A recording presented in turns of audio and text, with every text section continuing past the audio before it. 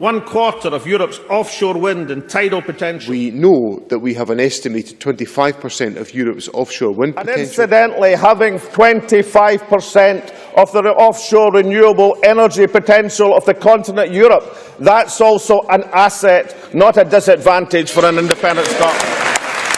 Scotland's home to around 1/4 of the whole of the European offshore wind 25% of Europe's offshore wind 25% of Europe's total offshore wind resource. 25% of Europe's offshore wind resource can be found around Scotland's coastline.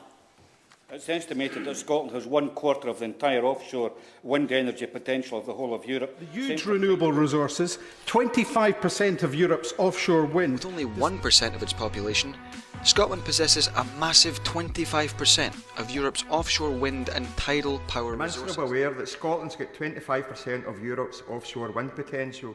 We are a renewable energy powerhouse, with 25% of all European offshore wind. If Scotland has 25% of Europe's offshore wind potential, We have 1/4 of Europe's offshore wind capacity. 25% of Europe's offshore wind capacity. The renewable resources that Scotland has are enormous. 25% of the entirety of Europe's offshore wind capacity sits off the coast of Scotland. Scotland has 25% of Europe's offshore wind potential. Stephen Flynn, the SNP spokesperson. Thank you, Mr Speaker. Of course, when we're talking about renewables, it's important in this chamber to reflect upon the fact that it is Scotland that boasts 25% of Europe's offshore wind capacity. 2% of Western Europe's population, 25% of the region's wind energy resource. 25% of Europe's offshore wind sits just off Scotland's coast. Scotland's potential in this regard is huge, absolutely enormous. As has been referred to earlier, we have 25% of Europe's offshore wind capacity. 25%. Scotland has over 25%